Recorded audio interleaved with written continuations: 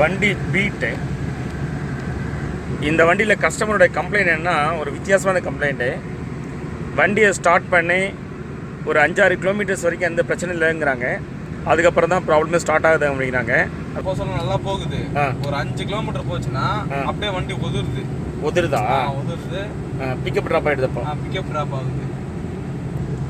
அதேமாரி இந்த மீட்ரு இருக்கலாம், ஸ்பீடா மீட்ரு சுத்தமாக ஒர்க் ஆகல பார்த்தீங்களா? அது உதிரும் போது ஃபுல்லாக ஸ்பீடா மீட்டர் ஃபுல்லாக வந்து ரிட்டர்ன் ஆகுது. அதே மாதிரி இந்த ப்ராப்ளத்தை சரியாக புரிஞ்சதுக்காக தான் நம்ம டெஸ்ட் ட்ரைவ் பண்ணிகிட்ருக்கோம். ஏன்னா ப்ராப்ளம் நமக்கு முழுசாக தெரிஞ்சால் தான் நம்மளால் டயக்னோஸ் பண்ண முடியும். ஸோ இது வரைக்கும் நம்ம கிட்டத்தட்ட 3 கிலோமீட்டர் ஓட்டிட்டோம். ப்ராப்ளம் எதுவுமே இல்லை. ஆனால் இந்த ஸ்பீடோ மீட்டர் மட்டும் ஃபங்க்ஷன் ஆகலை. மற்றபடி எல்லாம் நல்லா தான் இருக்குது.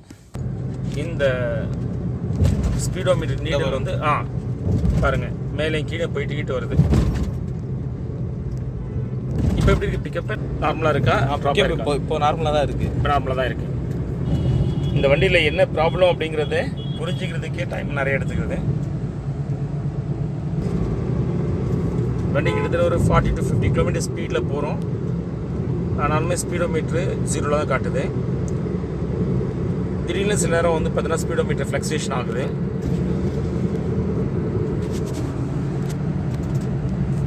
பிக்கப் நார்மலாக இருக்கா? இப்போ நார்மலாக தான். ஸோ இப்போவுமே பிக்கப் நார்மலாக தான் இருக்குது. கிட்டத்தட்ட ஒரு 5 கிலோமீட்டர் கிட்ட ட்ரைவ் பண்ணிட்டோம்.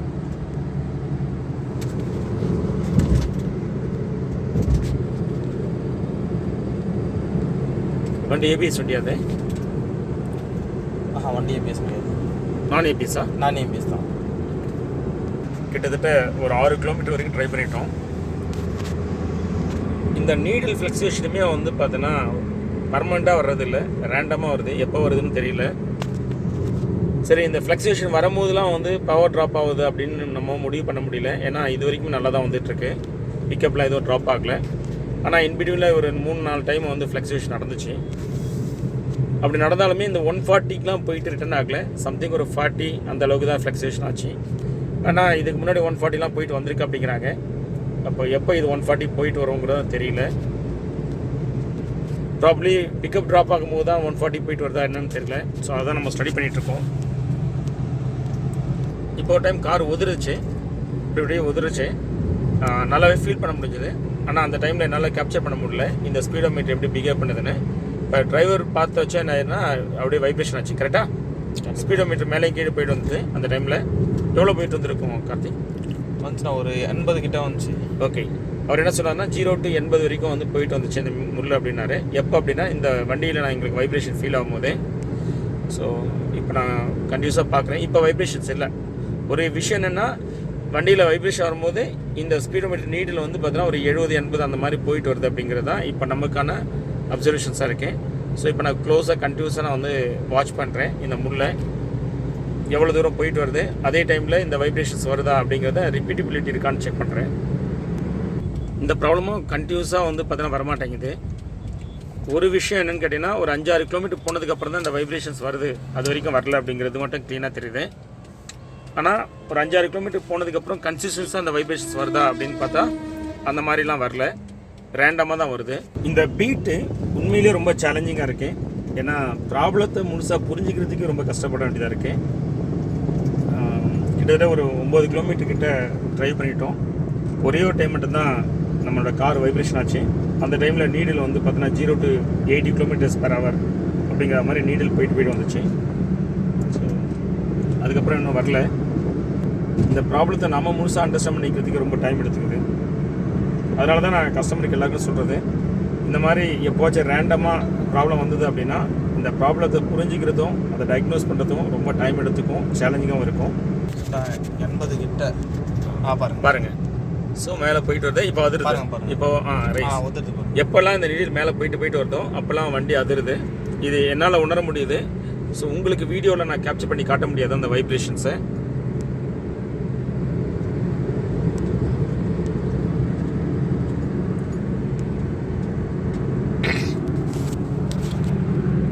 இந்த மாதிரி கம்ப்ளைண்ட்ஸு எந்த மாதிரி கம்ப்ளைண்ட்ஸ் தான் ரேண்டமாக எப்போவாச்சும் ஒரு டைமு வந்துட்டு போகும் அப்படிங்கிற கம்ப்ளைண்ட்லாம் டயக்னோஸ் பண்ணுறதுங்கிறது ரொம்ப சேலஞ்சிங்கான ஒர்க்கு. உங்கள் பார்வையில் அது ஒரு சின்ன ப்ராப்ளமாக இருக்குது, அது ஒரு ஒயர் லூஸாக இருக்கும் இருக்குது அப்படின்னு நினைப்பீங்க. அந்த மாதிரிலாம் அது கிடையாது. சரிங்களா. இது எல்லாமே ஒரு எலக்ட்ரானிக்ஸ், சிம்பிளாக சொல்லணும்னா கம்ப்யூட்டர்ஸ் இன்டெகிரேட்டட் கார்ஸு. ஸோ அதனால் வந்து சின்ன ஒயர் லூஸாக இருக்குது அப்படிங்கிறதுலாம் அதுக்கான வாய்ப்புலாம் ரொம்ப கம்மி. ஸோ அப்படிலாம் நீங்கள் எடுத்துக்க முடியாது. அது சின்ன ஒயர் லூஸுங்க கூட கண்டுபிடிக்க கஷ்டம். ஃபர்ஸ்ட் ஆஃப் ஆல் உங்கள் பாயிண்ட் ஆஃப் வியூ வந்தால் கூட அந்த மாதிரி நீங்கள் ஸோ இந்த மாதிரி கம்ப்ளைண்ட்ஸ் எதாவது இருந்துச்சுன்னா போய்ட்டு இந்த மாதிரி எதாவது கம்ப்ளைண்ட் இருந்துச்சு அப்படின்னா நீங்கள் ரொம்ப சிம்பிளிஃபையாக இருக்கும் அப்படின்னு நினச்சிடாதீங்க. அப்படிலாம் அது ஆகாது. ஏன்னா இதை ப்ராப்ளத்தை நம்ம புரிஞ்சுக்கிறதுக்கு சேலஞ்சிங்காக இருக்குது. இதுவே ரொம்ப டைம் கன்சூமிங் ஆக்டிவிட்டீஸ். அதனால் நீங்கள் வர்றச்சும் எங்களுக்கு நிறைய டைம் கொடுக்கணும் நீங்கள், சரியா, கொடுத்து. ஏன்னா எங்களுக்கு கன்வீனியன்ட் டைமில் தான் இந்த மாதிரி டெஸ்ட் ட்ரைவ்லாம் எடுத்து நாங்கள் பண்ண முடியும். எடுத்து பண்ணின உடனே இந்த ப்ராப்ளம் வந்த உடனே ப்ராப்ளத்தை கண்டுபிடிச்ச முடியாது, இதான் ப்ராப்ளம்னு சொல்லிட்டு அதுக்கு நிறைய ஐட்ரேஷன்ஸ் பண்ண வேண்டியிருக்கும். டிஃப்ரெண்ட் டூல்ஸ் கனெக்ட் பண்ணி நம்ம செக் பண்ணி பார்க்க வேண்டியிருக்கும். நிறைய டேட்டாஸ் எடுத்து பண்ண வேண்டியிருக்கும். இப்படிலாம் எடுத்து தான் பண்ண வேண்டியிருக்கும்.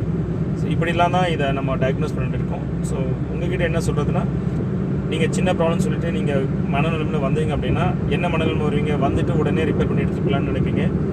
எங்களுக்கு டெஸ்ட் ட்ரைவ் பண்ணி இந்த மாதிரி டிஃப்ரெண்ட் செனாரியோவில் ப்ராப்ளத்தை கண்டுபிடிக்கிறதுக்கே 2 to 3 days ஆகும். ஏன்னா எங்களுக்கும் டைமில் தான் பண்ண முடியும், சரிங்களா.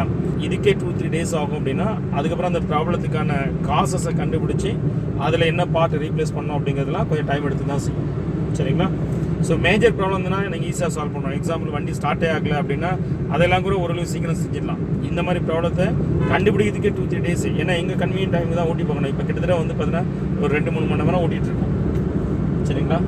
ஸோ 2-3 மணி நேரம் இந்த டெஸ்ட் வீக் ஆகுது. இதுக்கப்புறம் தான் என்ன ப்ராப்ளம்னு சொல்லிட்டு நாங்கள் ஸ்கேன் பண்ணி பார்க்கணும், ஆசிலோஸ்கோப் யூஸ் பண்ணி பார்க்கணும், வேறு சில ஸ்வாப் அனாலிசிஸ் எதாவது பண்ண வேண்டியது இருக்குமான்னு பார்க்கணும். இப்போ இது எல்லாமே ஸ்டேஜ் பை ஸ்டேஜாக தான் பண்ண வேண்டியது இருக்கும். உடனே அறிபறியில் பண்ணிட முடியாது. எல்லா வேலையும் விட்டுட்டு இந்த காருக்கு மட்டுமே ஸ்பெண்ட் பண்ண முடியாது, சரிங்களா. ஹலோ வியூவர்ஸ், நம்ம சேனலை இன்னும் சப்ஸ்கிரைப் பண்ணாமல் இருந்தால் ப்ளீஸ் சப்ஸ்கிரைப். சேனல் ப்ரொமோஷன் ஆஃபராக சப்ஸ்கிரைபருக்கு 50% டிஸ்கவுண்ட் தரும் கார் ஸ்கேனிங் போது, சரிங்களா. வாங்க வீடியோக்குள்ள போகலாம். நம்ம ஸ்கேன் பண்ணினதில் engine coolant thermostat heater control circuit, fuel pump relay control circuit low voltage, throttle position sensor circuit low voltage, intake air temperature sensor circuit high voltage. இவ்வளோ எரர் கூட வருது. ஸோ இப்போ கிளியர் பண்ணி பார்க்கலாம், எதெல்லாம் கிளியர் ஆகுதுன்னு பார்க்கலாம்.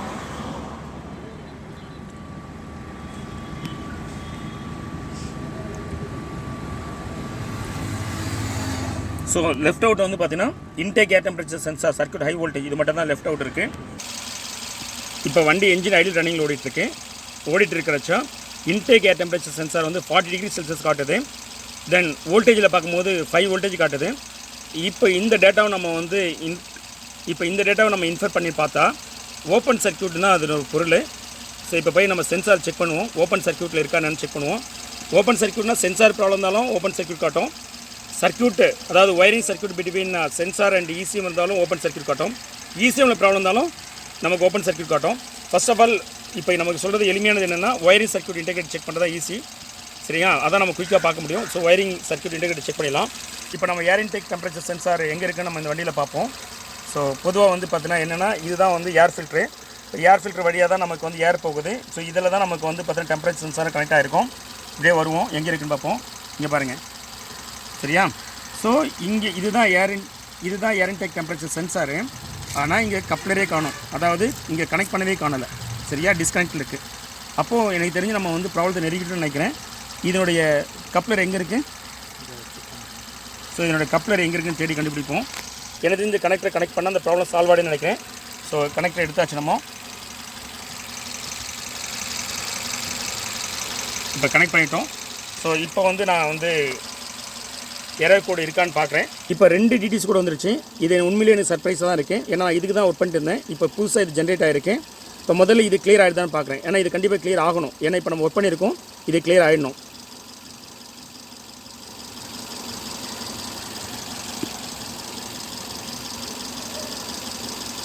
ஸோ இப்போது 2 டிடிசியோடுமே போயிடுச்சு, சரிங்களா.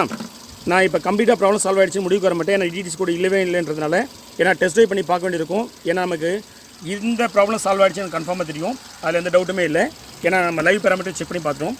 ஆனால் இன்பிட்வீனில் ஸ்பீட் சென்சார் இஷ்யூ வந்துச்சு, சரியா. அந்த ஸ்பீட் சென்சார் இஷ்யூ ஏன் வந்ததுன்னு பார்க்கணும். ஏன்னா இப்போ நம்ம ஸ்பீட் சென்சாருக்கும் இதுக்கு சம்மந்தம் இல்லை. இது வெஹிக்கிள் ஸ்பீட் சென்சார் செக் பண்ணிகிட்ருக்கேன். இந்த ஸ்பீடோமீட்டர் சென்சார் போயிடுச்சு. வண்டி ஜர்க்கிங் கம்ப்ளைண்ட் இல்லை, ஸ்பீடாமீட்டரும் ஒர்க் ஆகுது. இப்போ ஸ்பீடாமீட்டர் ஃபஸ்ட்டு ஒர்க் ஆகலை, இப்போ ஒர்க் ஆகுது. ஸ்பீடாமீட்டர் கேட்டு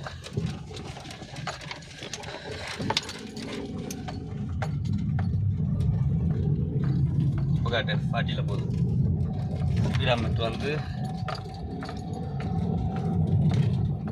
ஒர்க் ஆகுது. ஸ்பீடாமீட்டர் வியூவர்ஸ், எல்லா நேரமும் பெரிய பெரிய ப்ராப்ளத்துக்கு பெருசாக சொல்யூஷன் இருக்கணும் அவசியம் இல்லை. சிம்பிள் சொல்யூஷன் கூட இருக்கலாம். ஸோ அதை நல்லா நீங்கள் டயக்னோஸ் பண்ணணும். நீங்கள் அவசரப்பட்டு ஈஸியாக மாற்றுறதோ இல்லை சென்சாரை மாற்றுறதோ மாற்றாதீங்க. இந்த மாதிரி சின்ன சின்ன ப்ராப்ளம் கூட இருக்கலாம். சரியா? Let's move on. Thanks viewers. We Chennai Car-TECH are automotive electronic professionals expertise in testing your car with advanced and latest testing tools and fix the problems. Our specialty is servicing multiband premium cars like Mercedes-Benz, BMW, Audi, Volkswagen, Skoda etc. Want to know about our services? Call us at the number in screen, WhatsApp or email.